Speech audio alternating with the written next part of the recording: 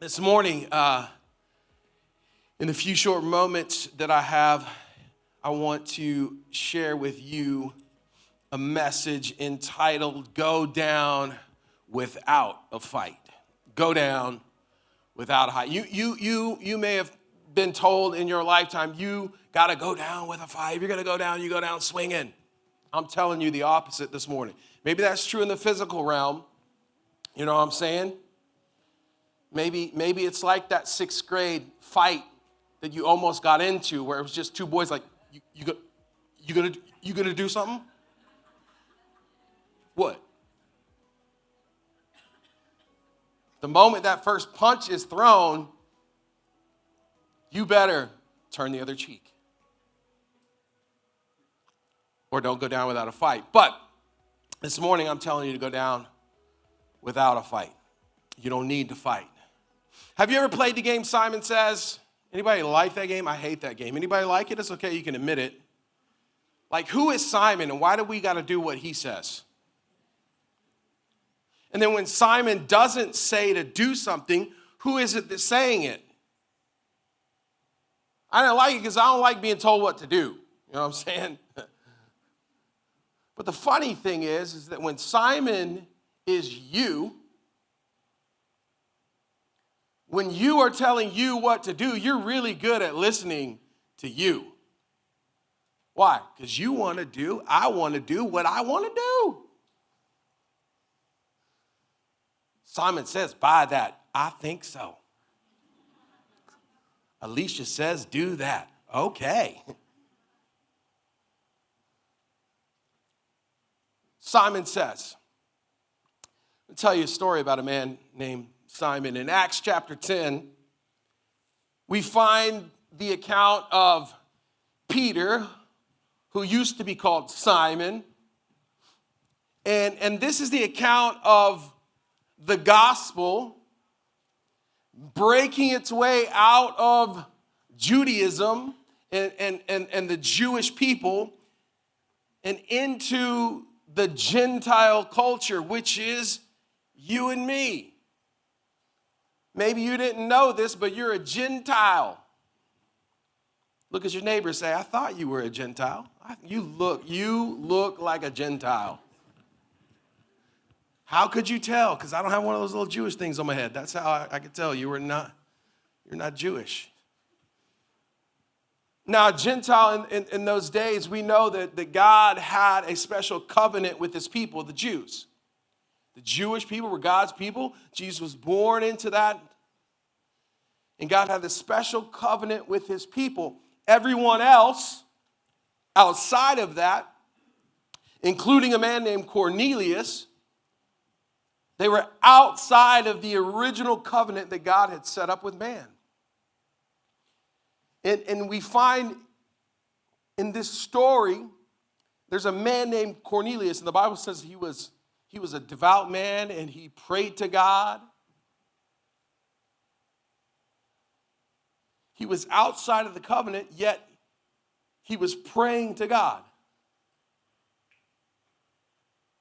People, I'm telling you, people in his family are probably like, Cornelius, what are you doing? You are praying to a God that you can't even get through to. You ain't Jewish, man. That's not your God. What's wrong with you? You are calling the wrong number, bro. Yet Cornelius was undeterred. And it was actually the faith of Cornelius to pray the prayer that he wasn't supposed to be praying that moved the hand of God at that particular time, because God's plan was always to bring the gospel to the entire world. God's plan is to always do something amazing, to do something unexpected for his glory. But it's those who will pray the prayer, those who have the faith, that actually get to be a partner in what God is doing. So if you're not praying unimaginable, unthinkable prayers, then you don't get to be a part of the unthinkable and unimaginable things. If you're not praying the prayers Listen, we got to stop praying prayers that we could answer ourselves. Stop praying about things and God's up there like, yo, you don't need me for this. Just quit being lazy. You could very much handle this. We need to start praying prayers that you know cannot be accomplished, that cannot be done without divine intervention, without God stepping in, without God showing up, without God providing the increase. So Cornelius was praying, and an angel showed up to him and said, hey, I want you to find a man in Joppa. He's staying at the house of Simon the tanner, but his name is Peter, but it used to be Simon. I don't know about you, but that's a lot of Simons. Sometimes when God speaks, if we're not listening, it can be a little confusing. Sometimes when God speaks, if we don't take the time to actually sit in what God is saying, we can get so frustrated. It's like, wait a second, you want me to go to Simon's house, who's a tanner, but who's Tanner? You talking about Tanner from Love on the Spectrum, or are you talking about Simon or Peter? But Peter, he's now Peter, and now he's Simon, and which one is Simon? And what does Simon say, God? Forget it. But God is like, Cornelius, I've heard your prayer. And there is a man who used to be called Simon, now he's called Peter, and he's staying at the house of Simon the tanner. He's up in Joppa, and you need to find him and do what he says. And so Cornelius, when the angel shows up, he says, what is it, Lord? That's his first instinct, his first words. God shows up, God speaks, what is it, Lord? On the other hand, we've got Peter. Now, y'all know about Peter. Peter was the disciple who was cussing when the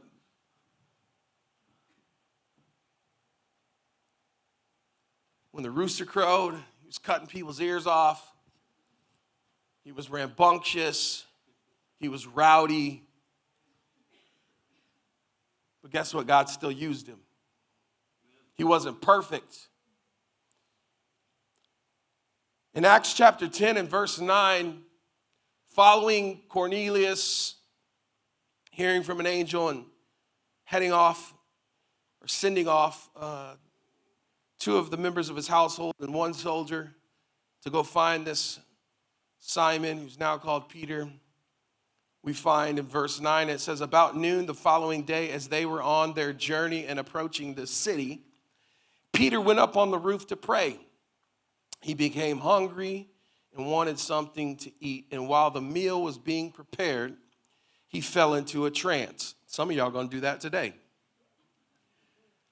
Can't blame the man. He was hungry. Wake me up when it's ready. That's what I used to do on Sundays. Can't do that no more.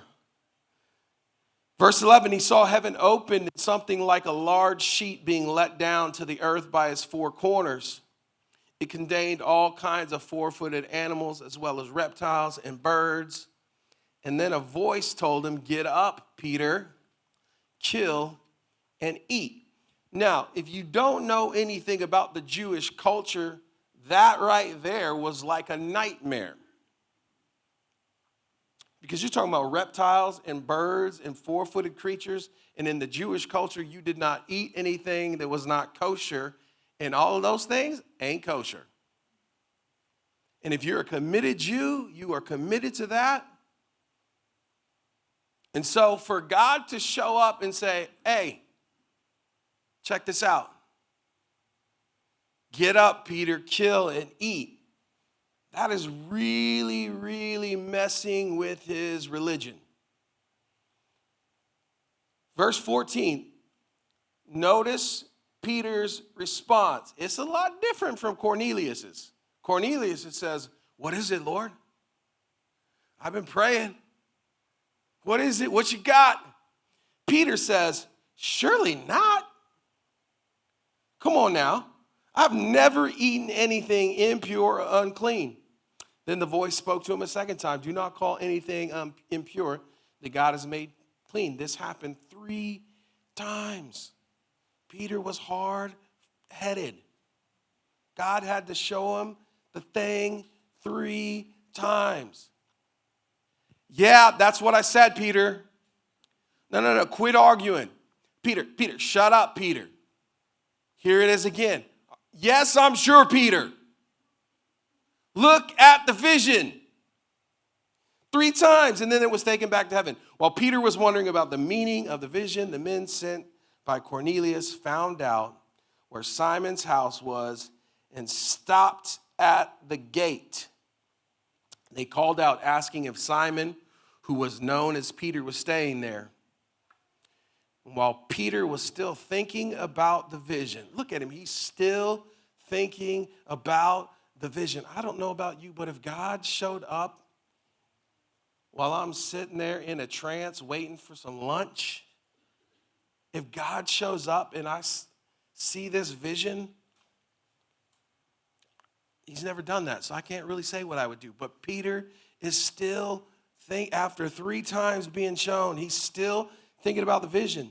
While he was still thinking about the vision, the Spirit said to him, Simon, 3 men are looking for you. So get up and go downstairs. Don't hesitate to go with him, for I have sent them. Peter went down and said to the men, I am the one you are looking for. Why have you come? Last portion here. Stay with me. The men replied, we have come from Cornelius, the centurion. He is a righteous and God-fearing man who is respected by all the Jewish people. A holy angel told him to ask you to come to his house so that he could hear what you have to say. Then Peter invited the men into the house to be his guests. The next day, Peter started out with them, and some of the believers from Joppa went along. The following day, he arrived in Caesarea. Cornelius was, what? Expecting them. Why? Because God spoke it, so he was expecting them. God spoke it, and he was obedient, so he was expecting God to do what God said he would do. He called together his relatives and close friends, so there was a crowd waiting there for Peter. God had prepared something for Peter to do. It was not something that Peter was expecting, but God still prepared it. God is prepared to do something amazing for you. Some of you don't believe that. I'm nothing special. Listen, Peter was nothing special. He was just like you and me. Whatever it is that you do, wherever you show up to work tomorrow, if Jesus was to roll up into your office place and stand up on a chair and be like, you, cubicle 3, follow me and I'll make you a fisher of men. If he was to show up wherever you are, it'd be the same thing. And in fact, he has shown up. If you did not know, now you know, you know. God has called you and he has prepared something amazing for you and for your life. You just can't see it sometimes because it's not on your regular menu. Surely not, God. I don't eat reptiles. He ain't talking about reptiles, dude. He's not even talking about food. He's trying to show you something, Peter, and you're focused on the wrong thing. You think God's talking about food. He's talking about the gospel covering the earth. But since you're focused on the wrong thing, you're missing it. He's trying to show you that he wants to use you to get the gospel to all of mankind for all of time and eternity. And you're hung up on the fact that you've never eaten anything impure or unclean. God has prepared something amazing for you, but he is also preparing you for something amazing. He's got something amazing. How do I know? Because his word declares it. It says he is able to do exceedingly and abundantly above that which you can ask, think, dream, or imagine. But while he is preparing to do something amazing for you, he's preparing you. He's preparing you, what you're walking through right now, what you're up on the rooftop just wondering about, like Peter, is preparation for what he wants to do. Do you need something from God this morning? I hope you do, because you came to the right place. Are you hungry? Don't fall into a trance. Not yet. At least give me 15 more minutes. God has it for you. You just got to look on a menu that you normally wouldn't order from.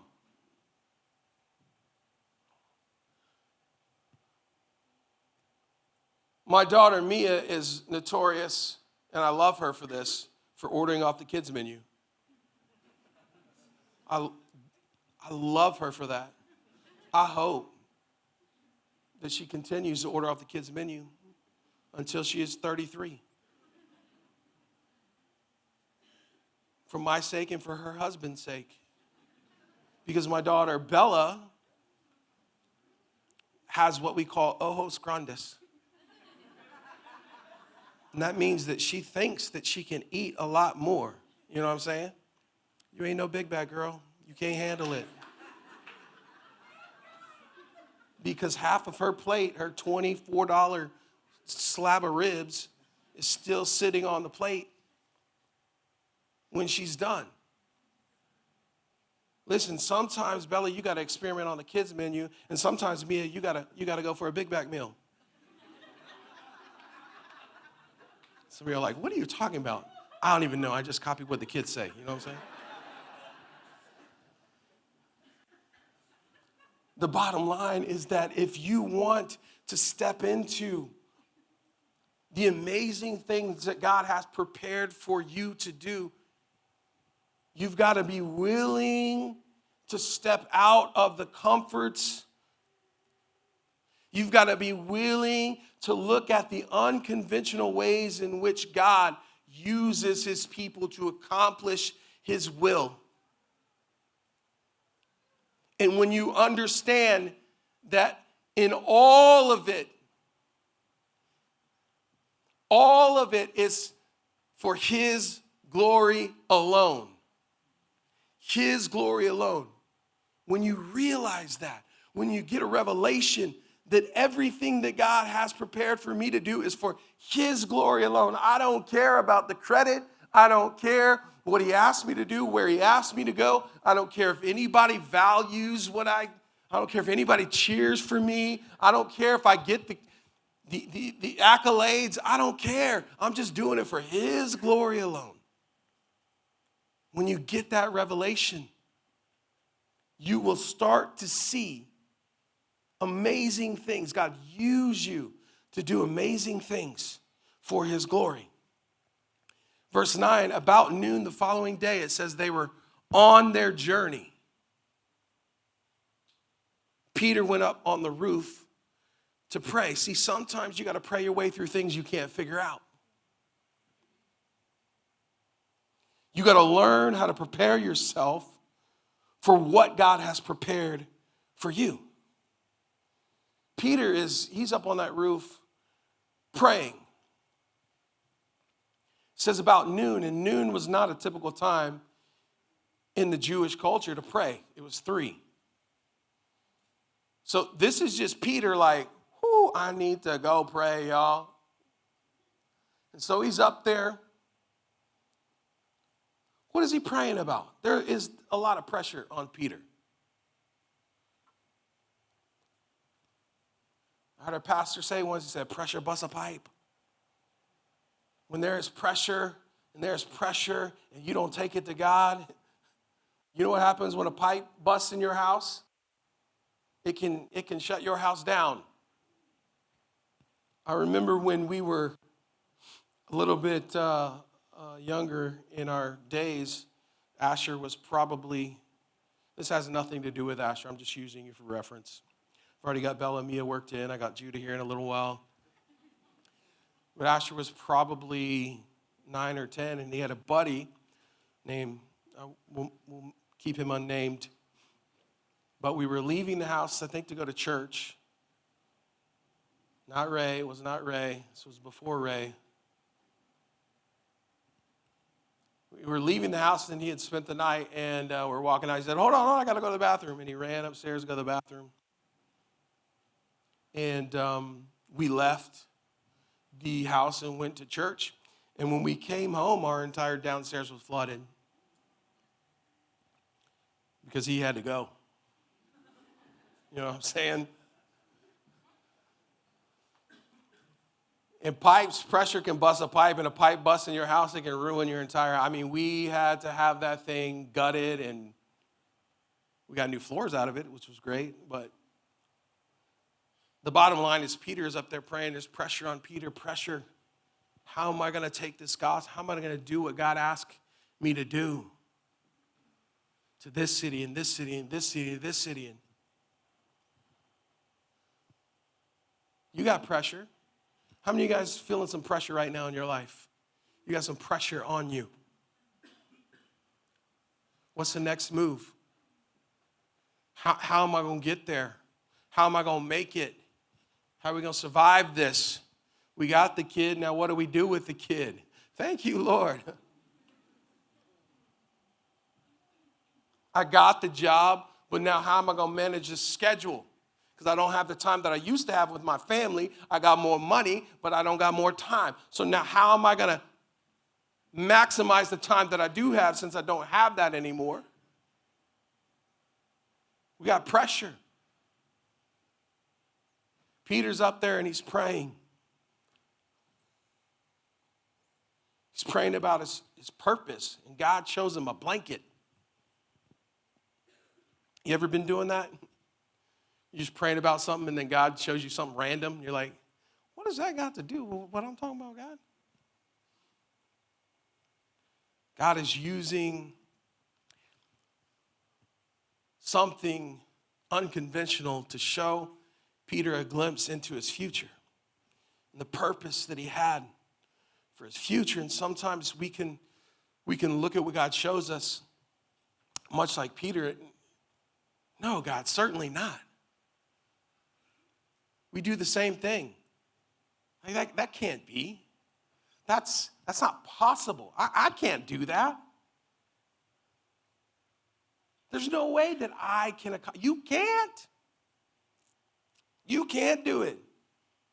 But just because you don't think you can do it doesn't mean that it's not already happening. Things that God's speaking to you, when you look at things that God's speaking to you, and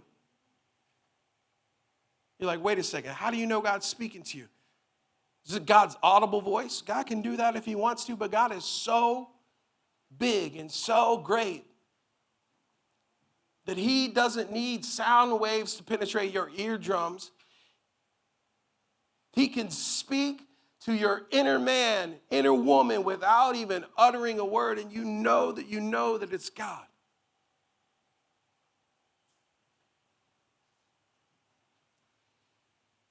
When God speaks, just because you don't think that you can do it, just because you don't think you have what it takes, doesn't mean that it's not already happening. How do I know? Because God is always working on your behalf long before you even realize. The fact that you're sitting here today is proof that God was working on your behalf long before you ever knew he was working. Verse 17, while Peter was wondering about the meaning of the vision, the men sent by Cornelius found out where Simon's house was and stopped at the gate. So verse 9 said what? It said, about noon the following day, as they were on their journey and approaching the city, Peter went up on the roof to pray.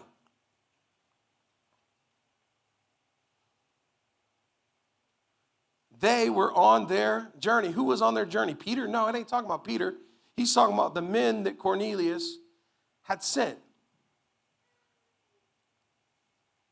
So before Peter went up on the roof to pray, the answer was already en route. You understand what I'm saying? God already has answers for the prayers you haven't prayed yet. They're already en route. You're worried about, oh my God, if God, is he going to hear? It's already on the way. Am I praying right? It don't matter. Can God hear me? Is he God? He already knows what you need before you know you need it. He's God. He knows your thoughts. He knows your intentions. So why pray? Because it's a relationship. Listen, my wife knows me inside and out. She can read me sometimes without me ever saying a word. She's like, what's wrong? I'm like, what do you mean? But listen, if I never said another word to her, if I never conversed with her, if I didn't converse with her for the next week, I'd be a single pastor, y'all. But God's love is unconditional. He knows what you need before you need it, but he wants to have a relationship with you. And prayer is how we converse and relate with our God who created us, who sits on the throne of heaven, with Jesus at the right hand, therefore ever making intercession for us. That's why we pray, because it's a relationship. But before Peter ever prays, the answer is on the way. Peter's up there. Now he's wondering. He prays and God shows up and he's wondering about the meaning of this vision. And some of you this morning, you're in a situation where you are wondering, like,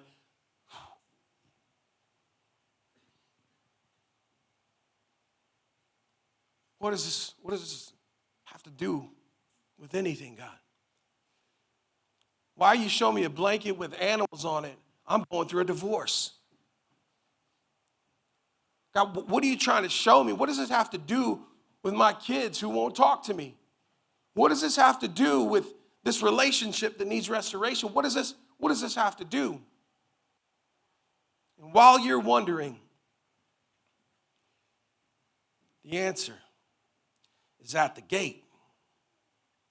It says that they were on their way, but who is they? They was the men that Cornelius sent. In other words, they're the answer. I don't know who your they are.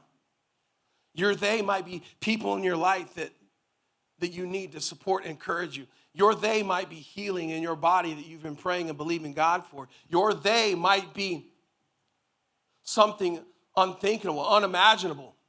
But I can promise you this, your they are on the way. God's already sent. They're already en route.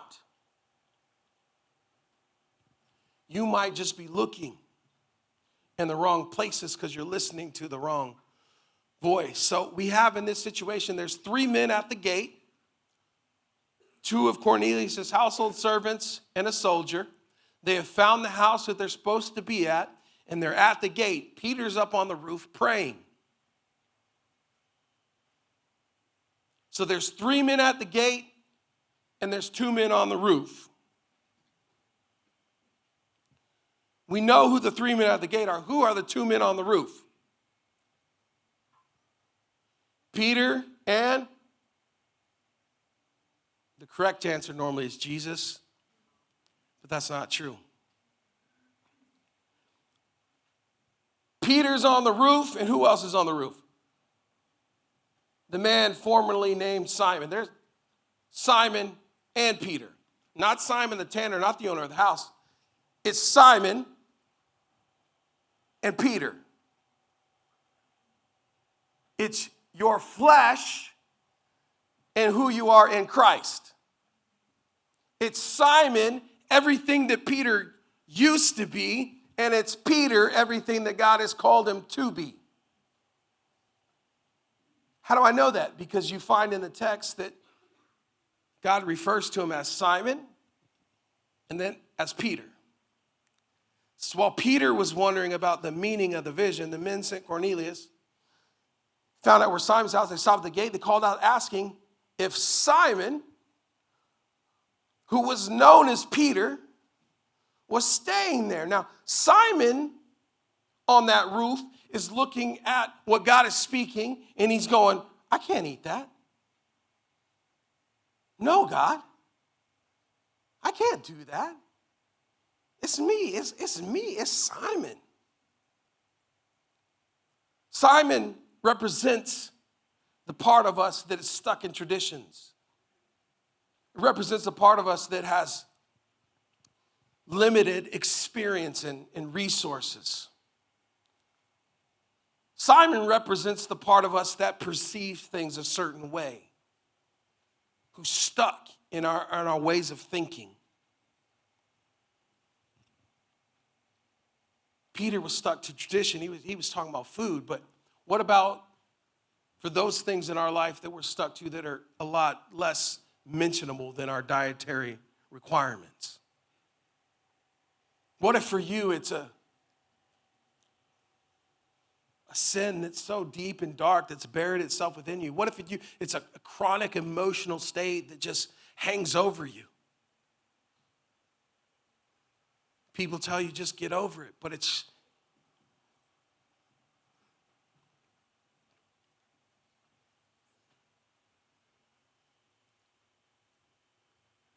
see, while Peter was still thinking about the vision, verse 19, the Spirit said to him, what does it say? He's still thinking about it. The Spirit said to him, Simon.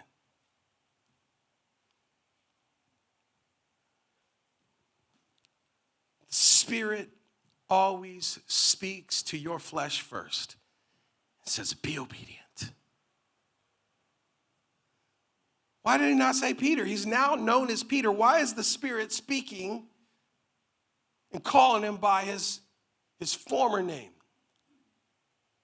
Because that's what represents our first thoughts.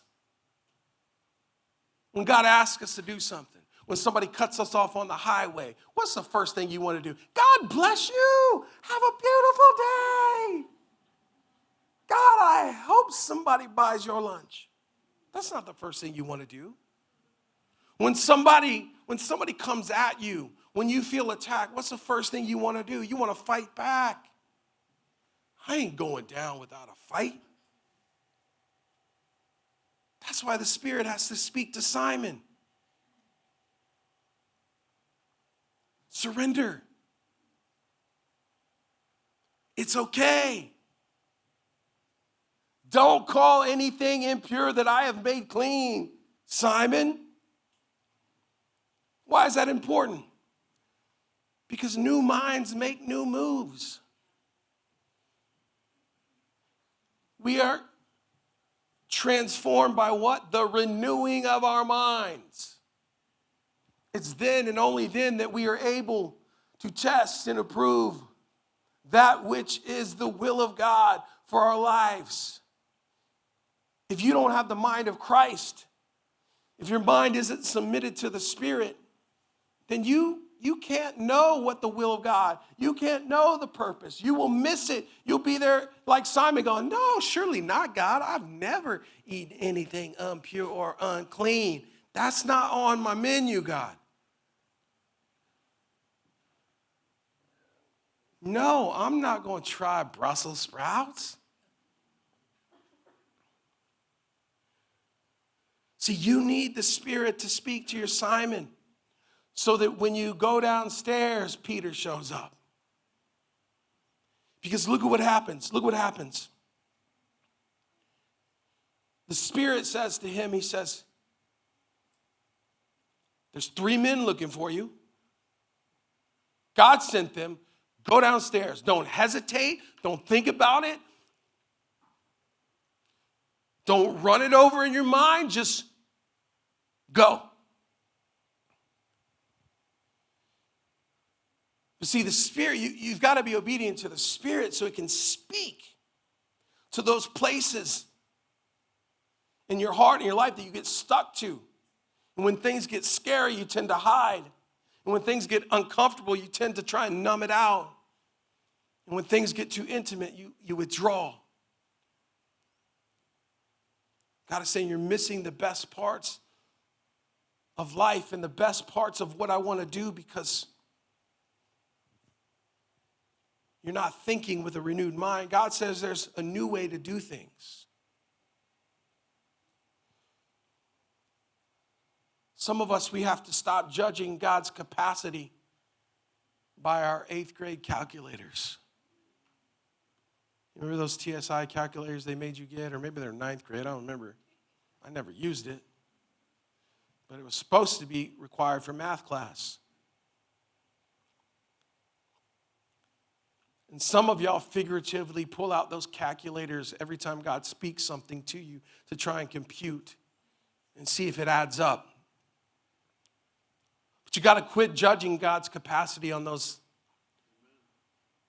Another way of saying it is heaven's math doesn't fit earth's equations. You can't measure the ocean with a measuring cup. So stop trying. Those are all ChatGPT's alternative points. Just making sure you get the point. Stop judging God's capacity by your calculator. You can't even imagine. You can't even imagine. You know what you can imagine? You know what you do imagine all the time? You imagine scenarios in your life as if God isn't going to be with you if they do happen. We're really good at that.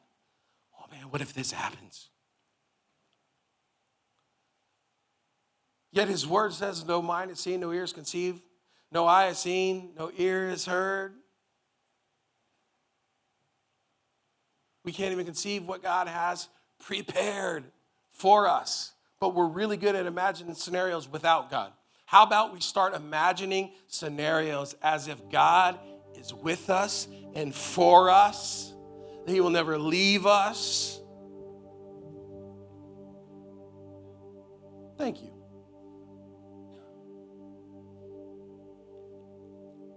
Listen, your flesh says you might not make it. Spirit says, I'm with you, I'm for you. 1 Corinthians 2:9. This is what scriptures mean when they say, no eye has seen, no ear has heard, no mind has imagined what God has prepared for those who love him. Do you love God? But it was to us that God revealed these things by what? His Spirit.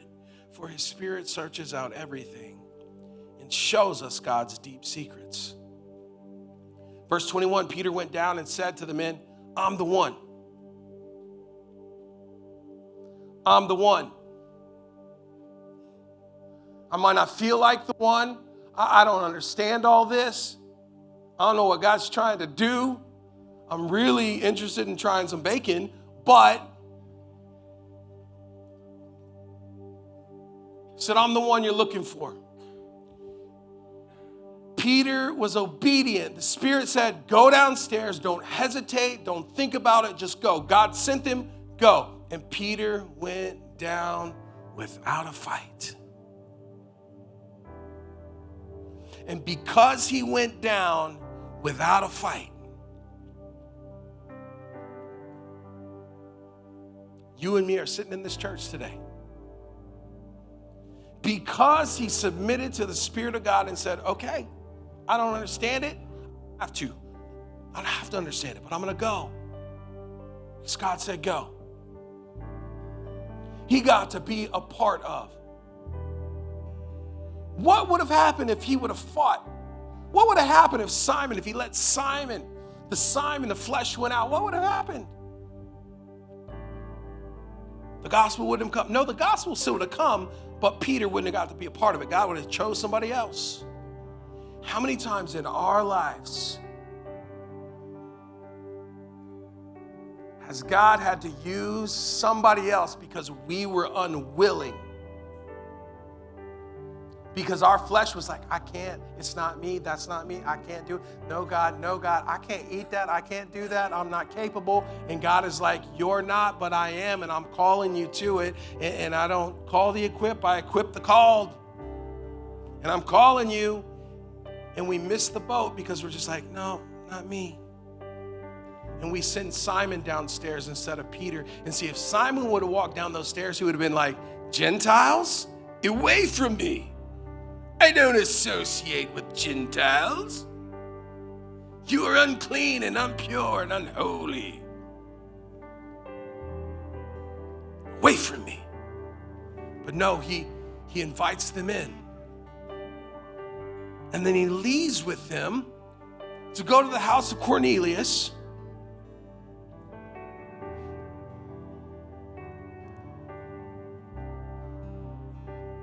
And there's a crowd waiting. He's called friends and family. And Peter starts doing, listen, here's the amazing thing. Peter starts doing what he was sent there to do. He starts preaching the gospel to the Gentiles, does he not?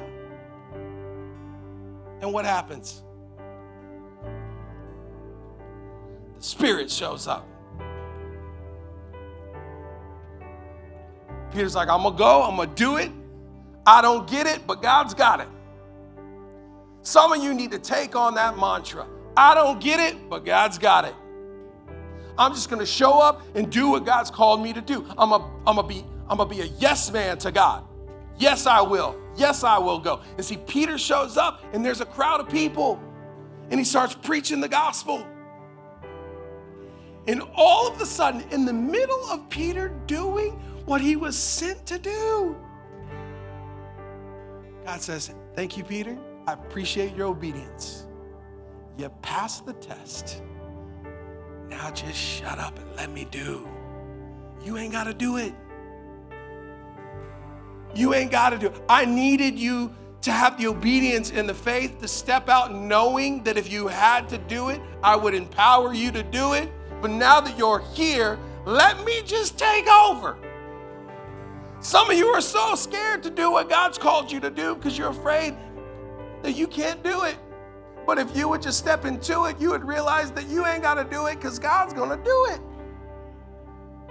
And the thing that you're so afraid of,